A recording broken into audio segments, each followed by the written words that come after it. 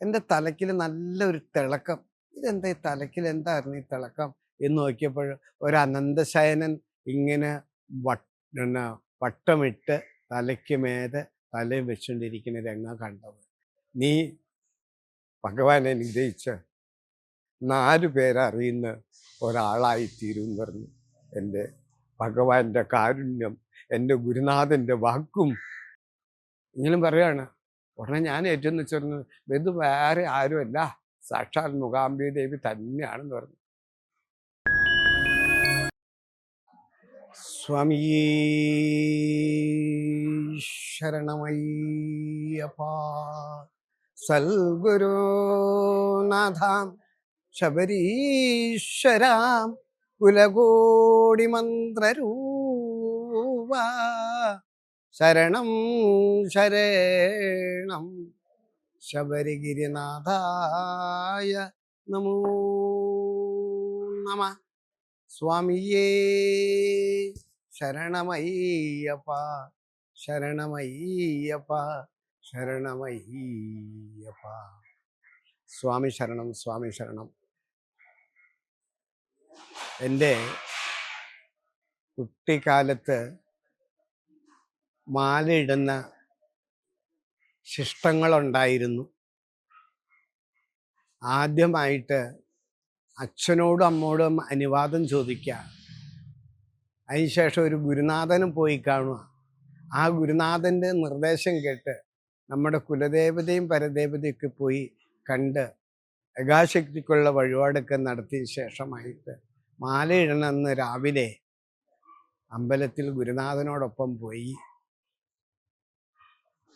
മാല പൂജിച്ച ഗുരുനാഥൻ നമ്മുടെ കഴുത്തിൽ ശരണം വിളിച്ച് മാല ഇട്ട് തരുകയും അതിനുശേഷം നമ്മൾ ശരണം വിളിച്ച് വീട്ടിൽ വരുമ്പോൾ വീട്ടിൽ അമ്മ ഉമ്മറത്ത് വിളക്ക് കൊളുത്തി വെച്ച് അച്ഛൻ അവിടെ ഉണ്ടെങ്കിൽ അച്ഛനും അമ്മയും കൂടി നിന്ന് സ്വാമി ശരണമയ്യപ്പ എന്ന് വിളിക്കുകയും നമ്മൾ ശരണം വിളിച്ച് വലത്തുകാല് വെച്ച് നമ്മുടെ ഗ്രഹത്തിലേക്ക് കയറുകയും അന്നേരം തന്നെ ആ വിളക്കിൻ്റെ മുന്നിൽ നമസ്കരിച്ചു അമ്മയുടെയും അച്ഛൻ്റെയും പാദത്തിങ്ങൾ നമസ്കരിച്ചുകൊണ്ട് ശരണം വിളിക്കുന്ന ആചാരങ്ങളുണ്ടായിരുന്നു ഒരു കാലത്ത്. ഇന്ന് അതൊക്കെ പോയിട്ട് തോന്നുന്ന പോലെയാണ് ചെയ്യുന്നത്. തോന്നുന്ന പോലെ വെച്ചാൽ ഓണപ്പോക്കിന് മാല പൂജിച്ച് മേടിച്ചു, ഷർട്ട് ഊരണ്ട, ഇന്നും വേണ്ട, ഇന്ന് മാല കഴുത്തിലിട്ടു. അപ്പം അതിൻ്റെ ആചാരങ്ങൾ അനുഷ്ഠാനങ്ങൾ എന്തൊക്കെയാണെന്നറിയാതെ എത്രയാണേലും നമ്മൾ ഗുരുനാഥൻ്റെ ഒരു നിർദ്ദേശപ്രകാരം വേണം ശബരിമല യാത്രയിൽ മാല ധരിക്കാൻ, മാലയിടാൻ എന്നാണ് പണ്ടുള്ള കാലത്തൊട്ട് ഗുരുനാഥന്മാർ പറയുന്നതും. അത് ഗുരുനാഥൻ്റെ നിർദ്ദേശം കേട്ടാൽ നമ്മൾ ഏതൊക്കെയാണ് ചെയ്യേണ്ടത്, എന്തൊക്കെയാണ് ചെയ്യാൻ പാടില്ലാത്ത എന്നൊക്കെ അനവധി കാര്യങ്ങളുണ്ട്. അപ്പം ഇന്ന് ഒരു 10 ദിവസത്തെ വ്രതം പോലും നോക്കാൻ ആർക്കും മനസ്സില്ല. മാലയിട്ടു, ഒരു മുങ്ങിക്കുളിക്കുന്ന ഒരു സന്ദർഭം ഇല്ല, അത് പോട്ടെ. ഏതെങ്കിലും ക്ഷേത്രത്തിൽ ചെന്ന് കഴിഞ്ഞാൽ വാ തുറന്ന് ശരണം വിളിക്കാൻ പോലും സാധിക്കാത്ത മനുഷ്യരായിത്തീർന്നു നമ്മളെല്ലാവരും. അതായത് അന്തരാത്മാവ് ഉണർത്തിക്കൊണ്ട് ഏറ്റവും കുറഞ്ഞത് ഒരു ശരണം വിളിക്കുമ്പോൾ 12 പ്രാവശ്യമെങ്കിലും ശരണം വിളിക്കണം എന്നാണ് എൻ്റെ കണക്ക്. ആ 12 പ്രാവശ്യം ശരണം വിളിക്കുമ്പോൾ നമ്മുടെ ശരീരത്തിന് ഉള്ളിലുള്ളായ ആ ഞരമ്പുകൾ തോറും ബ്ലഡ് എല്ലാം ഉയർന്നു പൊങ്ങി നമ്മളെ അന്തരാത്മാവിലേക്ക് നമ്മുടെ ഉള്ളിലേക്ക് പ്രവേശിക്കാൻ ഭഗവാന്റെ ആ നാമകീർത്തനം നമ്മുടെ ഉള്ളിൽ കിടക്കുന്ന ദുഷ്ടായിട്ട് കിടക്കുന്ന മനഭാവം മാറിയിട്ട് ഉള്ളിലേക്ക് ആ ഭഗവാന്റെ നാമശബ്ദം നമ്മുടെ ബ്ലഡിലേക്ക് ലയിക്കുമെന്നാണ് പറയണത്. ഇന്ന് ആർക്കും ഒരു ഗുരുനാഥന്മാരുടെ നിർദ്ദേശം കേൾക്കണമെന്ന് ഒന്നുമില്ല. മാലയിട്ട 3-ാം ദിവസം പോകാൻ തയ്യാറുള്ള ഹിന്ദുക്കളായി കഴിഞ്ഞ് നമ്മളെല്ലാവരും. നമ്മൾ എന്തിനു വേണ്ടി ഇത് ചെയ്യണു, അല്ലെങ്കിൽ ഇതുകൊണ്ട് നമ്മൾ ചെയ്താൽ ഇതിൻ്റെ അടുത്തുള്ള ഗുണമെന്താ എന്നൊന്നും മനസ്സിലാക്കാനോ ഭയഭക്തിയോടുകൂടി 10 ദിവസമെങ്കിലും നടക്കാൻ നമ്മൾക്ക് ആർക്കും സമയമില്ലാതായിപ്പോയി. ഇത് മലയ്ക്ക് പോകാനായിട്ട് തുലാമാസത്തിൽ പോകണമെന്ന് തോന്നിക്കഴിഞ്ഞാൽ കന്യമാസത്തിൽ മാറിയിട്ടു മലയ്ക്ക് പോയി. ഞാൻ ഈ ആണ്ടി മലയ്ക്ക് പോയി, ഞാനും പോയി. ഞാൻ 3 ദിവസത്തെ നോയമ്പ് എടുത്തുള്ളൂ. ഞാൻ പോയിട്ട് സുഖയാത്രയാണ്. സുഖയാത്രയാണ്. ഇതിൻ്റെ അകത്ത് വേറൊരു സുഖമുണ്ട്. ആ യാത്രയിൽ ആ സുഖത്തിൽ നമ്മൾ ചെന്നെത്തിയിട്ടില്ല.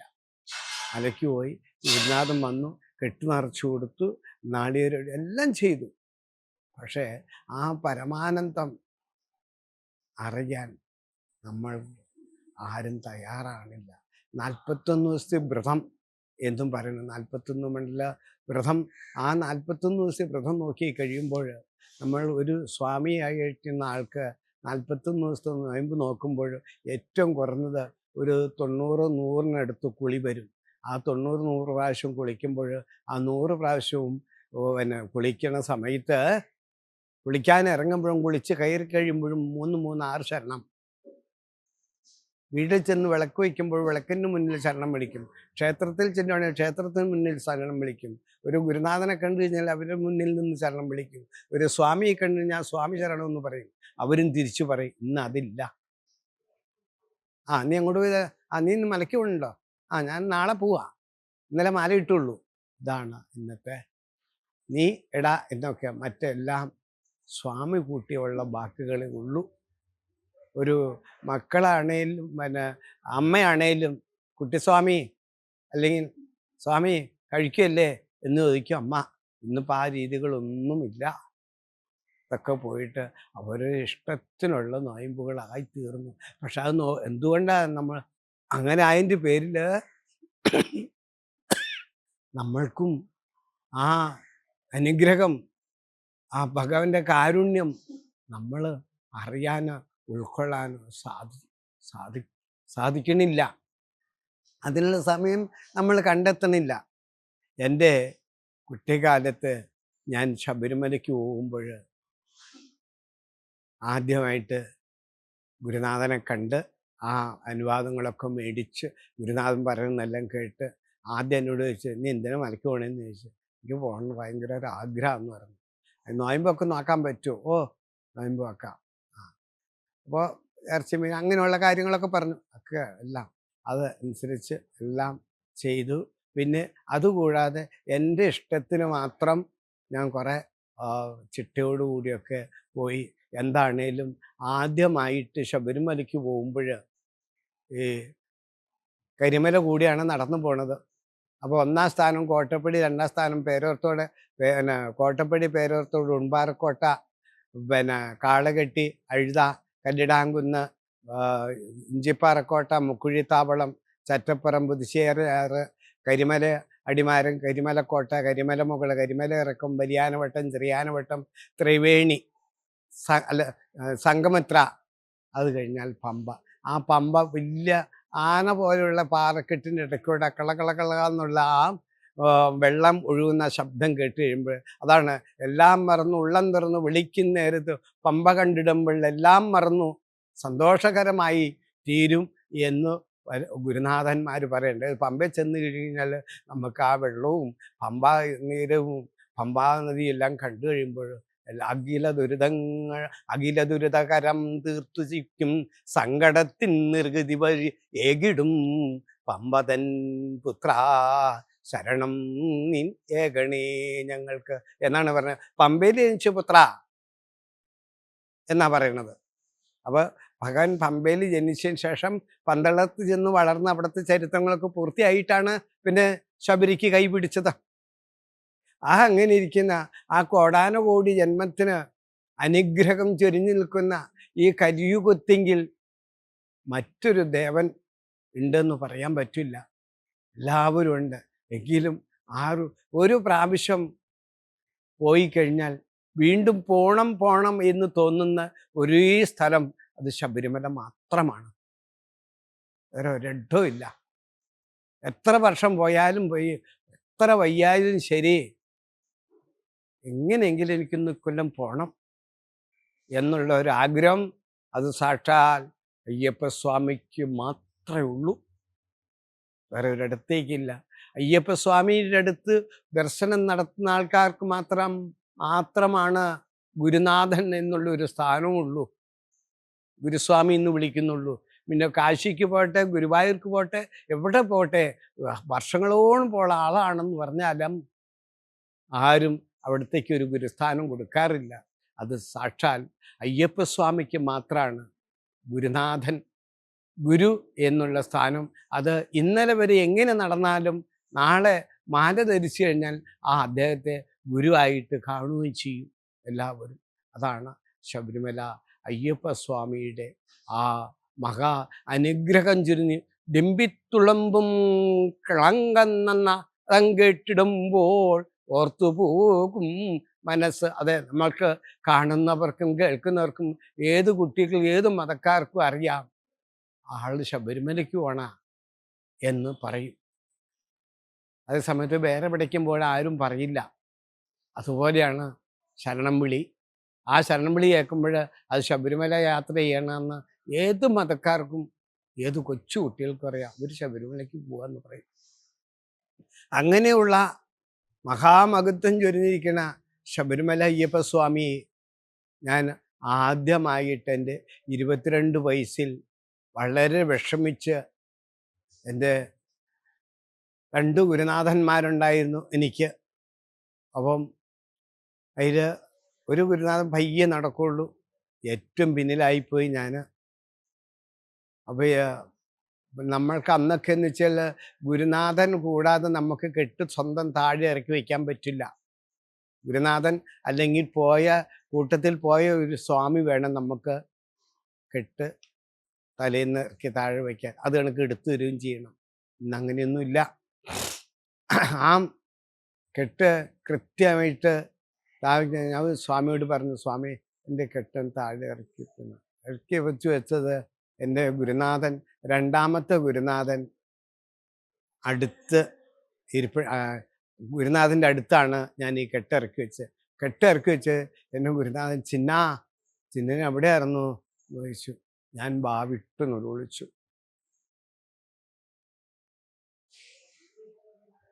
കഴിഞ്ഞപ്പോൾ ഗുരുനാഥൻ പറഞ്ഞു, മക്കളെ നീ കരയണ്ട, ഞാൻ ഈ 8-10 നാൾ മുദ്രയും ചുവന്ന് ഈ 10-27 വർഷം കാലം നടന്നിട്ട് എനിക്ക് ഭഗവാനിൽ നിന്ന് ഒരു അനുഗ്രഹം ഉണ്ടായില്ല മകനെ. നീ ഭഗവാനെ അനുഗ്രഹിച്ച് 4 പേരറിയുന്ന ഒരാളായിത്തീരും എന്ന് പറഞ്ഞു.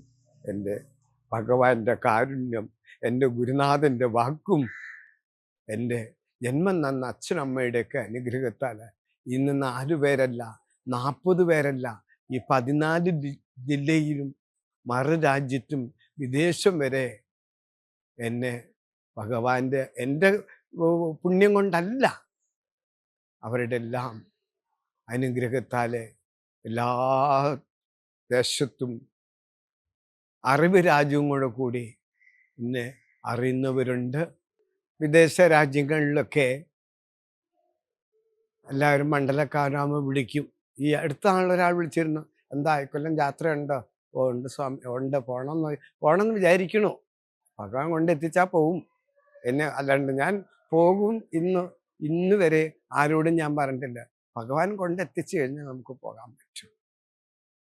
അങ്ങനെ ആ ഒരു കൊല്ലം ആദ്യത്തെ കന്നി യാത്രയിൽ ഭയങ്കര അനുഭവമായിരുന്നു എനിക്കുണ്ടായത്. പമ്പയിൽ ചെന്ന് സദ്യ എല്ലാം കഴിച്ചു കിടന്നു. പിറ്റേ ദിവസം പുലർച്ചയ്ക്ക് പോയപ്പോൾ അന്നൊക്കെ ഭയങ്കര തണുപ്പെന്ന് പറഞ്ഞാൽ നമ്മുടെ കൈയും കാലൊക്കെ കൂട്ടി അടിക്കുന്ന തണുപ്പാണ്. അപ്പം ആദ്യമായിട്ട് കയറി ചെന്നപ്പോൾ നീലിമലയുടെ അവിടെ ചെന്ന് കഴിഞ്ഞപ്പോൾ അവിടെ കിടന്നപ്പോൾ ഒരു മരം വീണു വിറകെടുത്തെടുത്തൊരു പോള കണക്കൊരു പൊത്തിലാണ്, വള്ളം കണക്ക് ഇരിക്കണം, അതിൻ്റെ ഉള്ളിലാണ് ഞാൻ കിടന്നത്. തണുപ്പ് കാരണം എല്ലാവരും കിടന്നുവെച്ച് വെളുപ്പിന് നേരം വെളുത്ത് അപ്പോൾ ഒരു ഗുരുനാഥൻ ഏറ്റിരുന്ന് എല്ലാവരും വിളിച്ചപ്പോൾ ഞാൻ എഴുന്നേറ്റു. എഴുന്നേറ്റ് നോക്കിയപ്പോൾ എൻ്റെ തലയ്ക്കിൽ നല്ലൊരു തിളക്കം. ഇതെന്താ ഈ തലയ്ക്കിൽ എന്തായിരുന്നു ഈ തിളക്കം എന്ന് നോക്കിയപ്പോൾ ഒരു അനന്തശയനൻ ഇങ്ങനെ പിന്നെ വട്ടമിട്ട് തലയ്ക്ക് മേതെ തലയും വെച്ചുകൊണ്ടിരിക്കുന്ന രംഗം കണ്ടത്. ഞാൻ കണ്ടിട്ട് ശ്വാസം വിട്ടില്ലോട് എടുത്ത് ചാടി. ഞാൻ എൻ്റെ ഗുരുനാഥനോട് ആരോടും പറഞ്ഞില്ല കണ്ടെന്ന്. അന്നൊക്കെ അക്കനെ ഗുരുനാഥനോട് പറഞ്ഞിട്ടുണ്ടെങ്കിൽ നമ്മളെ പിഴശരണം പിടിപ്പിക്കുകയും വഴക്കു പറയുകയൊക്കെ ചെയ്യും. അങ്ങനെ അവിടുന്ന് സന്നാനത്തേക്ക് പോയി. അന്ന് ആ 18-ാം പടി കാണുമ്പോൾ തന്നെ നമുക്ക് ഒരു എന്താ പറഞ്ഞറിയിക്കാൻ മേലാത്തൊരു അനുഭൂതിയാണ് ആ 18 പടി കാണുമ്പോൾ. അപ്പോൾ പറഞ്ഞു, ഗുരുനാഥൻ പറഞ്ഞു, എല്ലാവരും പറഞ്ഞു, താഴെ ചെല്ലുമ്പോൾ പടിയുണ്ട്, അവിടെ നാളികേരം അടിക്കരുത് എന്ന് പറഞ്ഞു. പക്ഷേ എനിക്ക് എന്തോ ഭഗവാന്റെ കാരുണ്യം കൊണ്ട് ഞാൻ ആ താഴത്തെ പടിയിൽ നാളികേരം അടിച്ചു. 18-ാം പടി കയറാൻ നേരത്ത് കന്യായിട്ട് 18-ാം പടി കയറി ഞാൻ നാളികേരം അടിച്ചു വെച്ചല്ല, അടിക്കാതെ തൊഴുത് കയറിപ്പോയി. ചെന്ന് കഴിഞ്ഞപ്പോൾ എന്നെ എല്ലാവരും കൂടി പറഞ്ഞ വഴക്കിന് ഒരന്തമില്ല. അന്നേരം പറഞ്ഞു, എൻ്റെ വലിയ ഒരു സ്വാമി പറഞ്ഞു, നിനക്ക് ഇനി ശബരിമലയ്ക്ക് വരാൻ സാധിക്കില്ല എന്ന് തോന്നണേന്ന് പറഞ്ഞു. അന്നത്തെ കാലത്ത് ആദ്യത്തെ കന്യസ്വാമീനെ നോക്കാനായിട്ട് 2-ാം കന്യസ്വാമിനെയാണ് കൂട്ടുവിടുന്നത്. ആ 2-ാം കന്യസ്വാമി എന്നോട് പറഞ്ഞു, സ്വാമിക്ക് ഇനി ഒരിക്കലും ശബരിമലയ്ക്ക് വരാൻ പറ്റില്ല എന്ന് പറഞ്ഞു.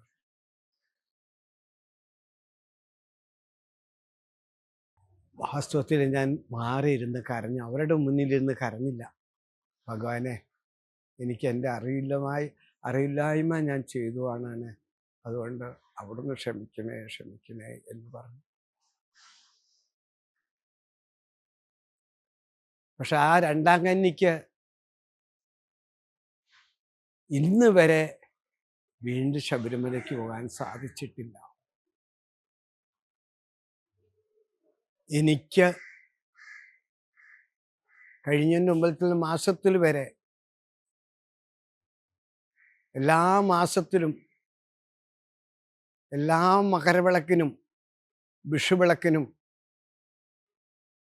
എൻ്റെ ഗുരുനാഥൻ്റെ വാക്കും ഭഗവാൻ അറിഞ്ഞനുഗ്രഹിച്ച, ഭഗവാൻ കൈപിടിച്ച് കരകയറ്റി എന്ന് പറഞ്ഞതുപോലെ കരകയറ്റൻ്റെ പേരിൽ എനിക്ക് ആ സന്നിധാനത്ത് ഒരു മണ്ഡലകാലത്തിൽ ചിലപ്പോൾ ഒരാഴ്ച 2-3 ദിവസമൊക്കെ പോയിട്ടുണ്ട്. പിന്നീടായപ്പോഴെനിക്ക് തോന്നി അത് ശരിയല്ല പോക്ക്. നമ്മൾ മാലയിട്ട് കഴിഞ്ഞാൽ കെട്ട് നിറച്ച് 18-ാം പടി കയറി ഭഗവാന് ദർശനം ചെയ്യണമെന്ന് ഏറ്റവും വലിയൊരു ദർശനം. എപ്പോൾ പോയാലും നമുക്ക് ദർശനം ചെയ്യാം. എങ്കിൽ തന്നെയും ആ സകല ഭൂതഗണങ്ങളോട് അനുവാദം വാങ്ങിച്ചുകൊണ്ട് വിളിച്ചാൽ വിളി കേൾക്കും, വിളിച്ചുണർത്തുമ്പോഴും ആനന്ദത്തിൽ ആടി നിൽക്കും പരമാനന്ദത്തിൻ്റെ പരമ്പൊരുളാണ് ശ്രീധർമ്മശാസ്താവ്. കർമ്മത്തിൻ്റെയും ഭക്തിയുടെയും ബുദ്ധിയുടെയും എല്ലാത്തിനും നാഥനാണ് ശ്രീ ധർമ്മശാസ്താവ്. ആ ധർമ്മശാസ്താവിൻ്റെ അനുഗ്രഹത്താലേ എനിക്ക് ശബരിമല മുൻ മേശാന്തി, പന്തളത്തെ രാജാവ്, തിരുവാഭരണം എടുക്കുന്ന ആൾക്കാർ, അവരൊക്കെ ആയിട്ട് നല്ല ബന്ധങ്ങളും ഉണ്ടായിട്ട്, അതിൻ്റെ പന്തളത്തെ രാജാവിൽ ശശിവർമ്മ തമ്പുരാൻ എവിടെ വെച്ച് കണ്ടാൽ എന്നെ കെട്ടിപ്പിടിച്ച് അലങ്ങനെ ചെയ്തുള്ളൂ. ഗുരുനാഥാ എന്ന് വിളിക്കുമായിരുന്നു. ഇപ്പോൾ തന്ത്രിമാരൊക്കെ അതെ, എല്ലാവരും എന്നെ ശബരിമല മുൻ മേശാന്തി ഭഗവാന് ബ്രഹ്മവത്സമാടിയ ആ വിഷയതീർത്ഥം കൊണ്ടുവന്ന് സ്വർണ്ണക്കുടം കൂടി തീർത്ഥം കൊണ്ടുവന്ന് എൻ്റെ തലയിൽ ഒഴിച്ച് സ്വർണ്ണക്കുട വീഴ്ത്തൽ ഭഗവാൻ അനുഗ്രഹിച്ചേ ബാബുസ്വാമീനെ എന്ന് പറഞ്ഞ് അനുഗ്രഹിച്ചൊരു ആളും കൂടിയാണ് ഞാൻ. ഈ അന്നബുദ്ധി അതായത് ഈ 14 ജില്ലയിൽ നിന്നുള്ള ആൾക്കാർ എൻ്റെ കൂടെ ശബരിമല യാത്ര ചെയ്തിട്ടുണ്ട്. അപ്പോൾ അവരൊക്കെ പറയും, ഗുരുനാഥൻ്റെ കൂടെയുള്ള യാത്ര ജീവിതത്തിൽ ഒരിക്കലും മറക്കാൻ പറ്റില്ല എന്ന് പറയും. അപ്പോഴും ഞാൻ പറഞ്ഞു, സ്വാമി ശരണം, സ്വാമി അതിനൊന്നും നമ്മളല്ല ആള്, നമ്മളൊക്കെ വളരെ ഒരു സീറോയിൽ നിൽക്കുന്ന ആൾക്കാരാ. അതിനെല്ലാം ഇതിന് സാക്ഷി നമുക്കെല്ലാവർക്കും, വിളിക്കുന്നവർക്കും വിളിക്കാത്തവർക്കും ഒന്നുപോലെ നിറഞ്ഞു നിൽക്കുന്ന ആ ഒരു സാക്ഷാൽ നിത്യബ്രഹ്മചാരിയായി വാഴുന്ന അയ്യപ്പസ്വാമിയാണ് സാക്ഷി. കോർത്തണയ്ക്ക് ചേർത്തിടും തിരുനാമം ഹൃദയത്തിൽ ധരിക്കുവാൻ ബോധമെങ്കിൽ, കോർത്തണയ്ക്ക് ചേർത്തിടും തിരുനാമം ഹൃദയത്തിൽ ധരിക്കുവാൻ ബോധമുണ്ടെങ്കിൽ, നിത്യം നിൻ തിരുനുമ്പിൽ വിളയാടിരിക്കും ദൈവം അത് ശബരിമല ശ്രീ ധർമ്മശാസ്താവു തന്നെ. സംശയമില്ലാത്ത കാര്യമാണ്. എവിടെ ഇരുന്ന് വിളിച്ചാലും എങ്ങനെ വിളിച്ചാലും ശരി, അരികിൽ എത്തുന്ന, അറിഞ്ഞു വിളിക്കണം. അറിഞ്ഞു വിളിച്ചു കഴിഞ്ഞാൽ അരികിലെത്തുന്ന ആണ് ധർമ്മപുത്രൻ എന്ന് പറയുന്ന ഹരിഹരപുത്രനായിട്ട് വാഴുന്ന അയ്യപ്പസ്വാമി. ഞാൻ 365 ദിവസം എനിക്ക് തല പൊങ്ങുമെങ്കിൽ, കുളിക്കാൻ പറ്റുമെങ്കിൽ കുളിച്ച് കഴിഞ്ഞ് ഭഗവാനെ വിളിച്ച് ഒരു കർപ്പൂരം കത്തിച്ച് ആരതി ഒഴിയാതെ ഞാൻ വീട്ടിൽ നിന്ന് പുറത്തിറങ്ങാറില്ല. 2 നേരവും അത് വീട്ടിലുണ്ടെങ്കിൽ ഞാൻ ചെയ്തിട്ട് അന്നം കഴിക്കാൻ നേരത്തും നേരം പുലർത്ത് മുറ്റത്തേക്ക് ഇറങ്ങുമ്പോഴും കൈ തൊഴുത് വിളിച്ച് ഭൂമി തൊട്ട് തൊഴിച്ച് ഞാൻ മുറ്റത്ത് ചവിട്ടുള്ളൂ. എൻ്റെ ഗുരുനാഥൻ പറഞ്ഞ വാക്ക് എനിക്ക് ഈ ഗംഗ ഒഴുകി ചേരും പോലെ എവിടെയും ചേർന്നിരിക്കുന്നു. അതുപോലെ തന്നെ ഈ 14 ജില്ലയിലും എനിക്ക് കെട്ടുനിറയ്ക്കാൻ പോകാൻ സാധിച്ചിട്ടുണ്ട്. കർണാടകത്തിൽ പോയിട്ടുണ്ട്. കഴിഞ്ഞ കൊല്ലം കർണാടകത്തിലൊക്കെ എനിക്ക് പരിപാടി ഉണ്ടായിരുന്നു. ഇക്കൊല്ലം ഉണ്ടാവാൻ സാധ്യതയുണ്ട്, വരണേ ഉള്ളൂ. അങ്ങനെയൊക്കെ പോയിട്ടുണ്ട്. അവിടെയൊക്കെ ചെല്ലുമ്പോൾ ഒത്തിരി എല്ലാ ഗുരുനാഥന്മാരുണ്ടെങ്കിലും ശരി, എല്ലാവരും എന്നെ ഇങ്ങനെ ആളായിട്ട് കാണും. അപ്പം ഞാൻ പറയാം, നിങ്ങളുടെയൊക്കെ കാക്കിൽ നമസ്കരിക്കാനാണ് ഞാൻ വന്നിരിക്കുന്നത്, അല്ലാണ്ട് എന്നെ നിങ്ങൾ ഗുരുവായിട്ട് കാണല്ലേ എന്ന് പറയാറേ ഉള്ളൂ. അല്ലാണ്ട് എന്നെ ഇങ്ങനെ നമസ്കരിച്ചു അല്ലെങ്കിൽ ഞാൻ ഒരു ഗുരു എന്നൊരു സ്ഥാനം ആരുടെ മുന്നിൽ പ്രയോഗിപ്പിക്കാനൊന്നും ഇന്നുവരെ എനിക്ക് ഇടയുണ്ടായിട്ടില്ല. അങ്ങനെ 41 വർഷക്കാലം, 36ാമത്തെ വർഷം മൂകാംബിയെന്നും 41ാമത്തെ വർഷം വിടയാദ്രിയിൽ നിന്നും ഭഗവാനെ വിളിച്ചു നടന്ന് എൻ്റെ തലയ്ക്കുമേതെ അനന്തൻ ഞങ്ങൾ നടന്ന് ക്ഷീണിച്ചു ഇങ്ങനെ കിടന്ന് വനത്തിൽ കിടക്കുന്ന സമയത്ത് ഞാൻ കിടന്ന് ദാഹമുണ്ട്, വിശപ്പുണ്ട്, കിടന്നുറങ്ങിപ്പോയി. മറ്റുള്ളവർ ഉറങ്ങിക്കഴിഞ്ഞാൽ കെട്ട് എടുക്കണമെങ്കിൽ കുളിക്കണം എന്നാണ് പറഞ്ഞത്. പക്ഷെ ഞാൻ കിടന്നുറങ്ങിപ്പോയി. മറ്റുള്ളവരെല്ലാം ഇങ്ങനെ ചാരി ഇരുന്ന് ഉറങ്ങി. അപ്പോൾ ഉറക്കം എങ്ങനെ ഉറങ്ങിയാലും ഉറക്കം തന്നെയാണ് എന്നാണ് ഞാൻ കണക്കാക്കണത്. അന്നേരം ഒരാൾ പറഞ്ഞു, സ്വാമി നിങ്ങൾ പൊന്തല്ലേ എന്ന് പറഞ്ഞു. അതപ്പോൾ എങ്ങനെ പറയാ എന്ന് വിചാരിച്ച് ഞാൻ നോക്കിക്കഴിഞ്ഞപ്പോൾ അനന്തൻ നിന്ന് എൻ്റെ തലയ്ക്ക് മേതെന്ന് ആടിക്കൊണ്ട് നിൽക്കുവാണ്. ഞാൻ വേഗം ഏറ്റ് ഊരിനിറങ്ങിയിട്ട് നടന്ന് വിഷമിച്ചു വന്നാണ് ഭഗവാൻ. അല്ലാണ്ട് ഞങ്ങൾക്ക് വയ്യാതുകൊണ്ട് ഇവിടെ കിടന്നാണ്, ഇവിടെ കിടത്തില്ലേ സ്വാമിയേ ശരണയ്യപ്പാ, എൻ്റെ മൂകാംബി ദേവി അമ്മയുടെ മണ്ണിൽ കിടത്തില്ലോ എന്ന് പറഞ്ഞു.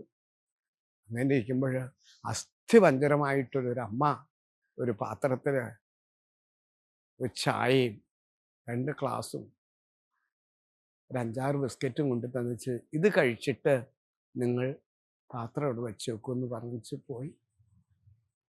അപ്പം ഞാൻ 4 ദിക്ക് നോക്കിയിട്ടൊന്നും കാണാനില്ല, വനമല്ലാണ്ട് വേറെ ഒന്നും കാണാനില്ല. അതാണ് ശബരിമല യാത്രയിൽ മഹത്വം പറഞ്ഞു കഴിഞ്ഞാൽ ഇന്നും നാളെയും പറയാൻ തീരില്ലാത്ത കഥകൾ എൻ്റെ മുന്നിലുണ്ട്. എങ്കിലും പറയുകയാണ്. ഉടനെ ഞാൻ ഏറ്റവും വെച്ചിരുന്നത് ഇത് വേറെ ആരുമല്ല, സാക്ഷാൽ മൂകാംബി ദേവി തന്നെയാണെന്ന് പറഞ്ഞു.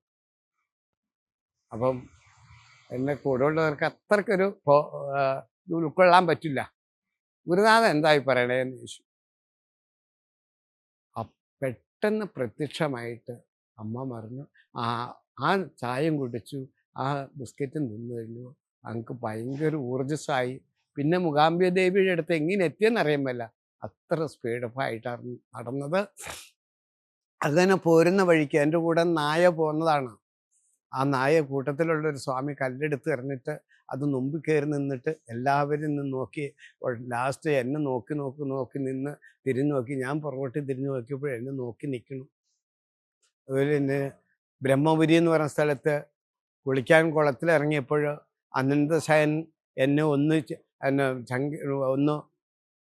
വലത്ത് വെച്ചു എന്ന് പറഞ്ഞാൽ ഇങ്ങനെ ചിറ്റി കഴിഞ്ഞപ്പോൾ ഞാൻ പറഞ്ഞു, എന്നെ നാഗം കയറി ചിറ്റിയില്ലോ എന്ന് പറഞ്ഞു. ഉടനെ എന്താണേലും വെള്ളത്തിന് അടിയിൽ നിന്ന് താന്നിട്ട് മുകളിലേക്ക് പൊങ്ങി അങ്ങോട്ട് എഴുന്നേറ്റ് വെച്ച് ഒറ്റ താഴ്ന്നു കഴിഞ്ഞപ്പോൾ വിട്ടുപോയി. അങ്ങനെ അനവധി ചരിത്രം എൻ്റെ ശബരിമല യാത്രയിലുണ്ടായിട്ടുണ്ട്. ഭക്ഷണം കിട്ടാതെ വന്ന ആൾക്കാരുണ്ട്. ഭക്ഷണം കൊടുത്തിച്ച് ഞാൻ വെറുതെ ഭക്ഷണം കൊണ്ടുവന്ന് തന്ന ആൾക്കാരുണ്ട്. പൈസ ഇല്ലാതെ ഒന്ന് റോളിച്ചിരുന്ന കുട്ടിസ്വാമികളെ പൈസ കൊടുത്ത് സഹായിച്ച്, അങ്ങനെ എൻ്റെ മുമ്പിൽ ഒത്തിരി കഥകൾ. ഈ ശബരിമല ഇത്രയും വർഷം പോയ കാലം തൊട്ട് ഒരേ വർഷങ്ങളും പറയാനല്ലാണ്ട് പറയാൻ മേലാത്തൊന്നുമില്ല. ഒരേ കാര്യങ്ങൾ എടുത്തെടുത്ത് പറയാൻ നോക്കിക്കഴിഞ്ഞാൽ പറയാനുമുള്ളൂ. ഇന്ന് വരെ ഭഗവാന്റെ അനുഗ്രഹത്താൽ ഈ ശബരിമല യാത്രയിൽ എനിക്ക് ആ സന്നിധാനത്ത് വെച്ചോ എവിടെ വെച്ചോ ഭയപ്പെടേണ്ട ഒന്നും ഉണ്ടായിട്ടില്ല. ഒരു മൃഗങ്ങളെ കണ്ടോ, ഭഗവാന്റെ ബോധങ്ങളായിട്ടിരിക്കും മൃഗങ്ങളെ കണ്ടോ, പുലിയെ കണ്ടോ, ഒന്നും ഭയപ്പെടേണ്ട വന്നിട്ടില്ല. പുലി പ്രസവിച്ച് കിടക്കുന്ന തൊട്ട് താഴെ പോയി വെള്ളം കോരിയപ്പോൾ പുലിയുടെ മുഴക്കം കേട്ടപ്പോൾ ഞങ്ങൾ ഓടി. അങ്ങനെയൊക്കെ ഉണ്ടായിട്ടുള്ളൂ. അല്ലാണ്ട് ഇന്ന് വരെ ഒരു ഭയം എപ്പോഴും സമയത്തും ഭഗവാൻ എനിക്ക് പ്രത്യക്ഷത്തെങ്കിൽ കാണപ്പെട്ട മണികണ്ഠ ദേവനായിട്ട് നിറഞ്ഞു നിൽക്കണു. എൻ്റെ ജീവിതത്തിൽ എൻ്റെ പ്രാണം എൻ്റെ ശരീരം നിന്ന് ഉപേക്ഷിച്ച് പോകുന്ന സമയത്തും ബോധത്തോടുകൂടി ആ തിരുനാമങ്ങൾ വിളിക്കാനുള്ളൊരു അനുഗ്രഹം തരണേ എന്നും മാത്രമേ ഞാൻ ധരിച്ചിട്ടുള്ളൂ. അല്ലാണ്ട് ഞാൻ വലിയ ധന്യനാണ്, 4 പേരെ അറിയുന്ന ഒരാളായി തീരണം ഇന്നൊന്നും ജീവിതത്തിൽ ഇന്ന് വരെ ഒന്നിനും ഞാൻ ആഗ്രഹിച്ചിട്ടില്ല. ഇത്രയൊക്കെയാണ് എനിക്ക് പറയാനുള്ള. ശബരിമല യാത്ര ഭക്തജനങ്ങളെ നിങ്ങളെല്ലാവരും ഒന്ന് മനസ്സിരുത്തി ആ വ്രതാനുഷ്ഠങ്ങൾ 21 ദിവസം, ഏറ്റവും കുറഞ്ഞ് 21 ദിവസത്തെ നോയമ്പെങ്കിലും നോക്കിയിട്ട് കെട്ടുനിറച്ച് പോകാനായിട്ട് നിങ്ങളെല്ലാവരും ഇരിക്കുക. അത് മാലയിട്ട് കഴിഞ്ഞാൽ നമ്മൾ ഭഗവാന്റെ മുദ്രയാണ്, ഭഗവാന്റെ നാമങ്ങളാണ് നമ്മുടെ ഹൃദയത്തിൽ കിടക്കുന്നത്. നമ്മൾ സഞ്ചരിക്കുന്ന മുഴുവൻ ഭഗവാന്റെ നാമം കൊണ്ടാണ് എന്നുള്ള ബോധത്തോടുകൂടി സഞ്ചരിക്കാനും പെരുമാറാനും, അതുപോലെ ഒരു ക്ഷേത്രത്തിൽ കഴിഞ്ഞാൽ ശരണം വിളിക്കാനൊക്കെ ഇട്ടുള്ള എല്ലാ മനസ്സുകളും നിങ്ങൾക്ക് എല്ലാവർക്കും ഉണ്ടാകണേ. അങ്ങനെ നമ്മൾ പരിപാലിച്ചു കഴിഞ്ഞാൽ അതിൻ്റെ അനുഭവം നിങ്ങൾക്ക് അറിയാൻ സാധിക്കും. അത് പരമസത്യമാണ്. അപ്പം എനിക്ക് പറയാൻ നോക്കിക്കഴിഞ്ഞാൽ അനവധിയാണ്. അപ്പം അതുകൊണ്ട് മാലയിടാൻ പോകുമ്പോൾ ഒരു കന്യസ്വാമി പോകുമ്പോൾ ഒരു ഗുരുനാഥനെ കൂട്ടിക്കൊണ്ടുപോയി അമ്മയോട് എന്നൊക്കെ അനുവാദം ചോദിച്ച് നമ്മുടെ ഗുരുക്കന്മാരൊക്കെ മനസ്സുകൊണ്ട് വിചാരിച്ച് വേണം മാല ധരിക്കാൻ. അങ്ങനെയൊക്കെ ആ ചിട്ട നമ്മൾ കൊണ്ടുപോയിട്ട് വരും തലമുറയ്ക്കും അങ്ങനെ ആ ചിട്ടയിൽ പോകാൻ സാധിക്കുള്ളൂ. നമ്മൾക്ക് ചിട്ടയില്ലാണ്ട് വന്ന ഇനി വളർന്നു വന്ന തലമുറയ്ക്കും അത്രയും കൂടെ ചിട്ട ഉണ്ടാവില്ല. ഇന്നിപ്പോൾ കണ്ടുവരണം മുഴുവൻ അങ്ങനെ തന്നെയാണ്. അപ്പോൾ സാക്ഷാൽ ഗുരുപരമ്പര ആചാര്യഗുരുന്മാരുടെ പാദത്തെങ്കിലെല്ലാം നമസ്കരിച്ചുകൊണ്ട് നിത്യബ്രഹ്മചാരിയായിട്ട് ശാന്തം സുന്ദരം ശബരീശ്വരം കുലകൂടി മന്ത്രസ്വരൂപനാവുന്ന സാക്ഷാൽ അയ്യപ്പസ്വാമിയുടെ തിരുനാമം ഇടവിട്ട് കൃഷ്ണസ്വാമിയുടെ തിരുമുമ്പിലിരുന്ന് ഇത്രയും ഇത്രയും വാക്കുകൾ എനിക്ക് പറയാൻ സാധിച്ചത്, അത് വാസ്തവത്തിൽ ധന്യന്തിരമൂർത്തിയാണേലും അയ്യപ്പസ്വാമിയുടെ അമ്മയാണ് കൃഷ്ണസ്വാമി. വിഷ്ണുവിലാണല്ലോ ഭഗവാന്റെ ജനനം. അപ്പോൾ സാക്ഷാൽ അമ്മയുടെ തിരുമുമ്പിൽ തന്നെയാണ് ഇരുന്ന് ഇത്രയും വാക്കുകൾ പറയിപ്പിച്ചത്. അത് അമ്മയാണ് എനിക്ക് സാക്ഷി. ആ ഭഗവാൻ എല്ലാ അനുഗ്രഹങ്ങളും ചൊരിഞ്ഞ് നമ്മളെല്ലാവരെയും ഒന്നുപോലെ അനുഗ്രഹിക്കട്ടെ. ലോകത്തിൻ കിടാവിളക്കായി നിറഞ്ഞു വാഴും ബ്രഹ്മാണ്ഡദേവ പുൽക്കൊടിക്കും നാരായ പേരിനും അവിടുന്ന് താൻ സാക്ഷി എന്നുള്ള പരമാർത്ഥബോധം എന്നിലുണ്ടാകണേ. അവിടുത്തെ തൃപാദം ശിരസിൽ അണഞ്ഞു നടക്കാൻ എപ്പോഴും അവിടുത്തെ തിരുനാമം എൻ്റെ നാവിൽ നിന്ന് വിട്ടുപിരിയാതെ ജന്മം തോറും നൽകണേ എന്നുള്ള അനുഗ്രഹം എനിക്കും എല്ലാവർക്കും പകർന്നു കൊടുക്കണേ. ശ്രീധർമ്മശാസ്താവേ, ശബരിഗിരീശ്വര, മുക്കോടി ദേവഭൂതഗണങ്ങളോടൊത്തു പൊന്നസിംഹാസനത്തെ തൃക്കാലുമുന്തി പന്നാനവട്ടം അകവും പുറവും വീശിപ്പിടിച്ച് ബ്രഹ്മാണ്ടം കയ്യിലെടുത്താടിടും പൊന്നമ്പല ദിവ്യ ജ്യോതി സ്വരൂപ ഹരിഹരസുതനാനന്ദ ചിത്തനയ്യനയ്യപ്പ സ്വാമിയേ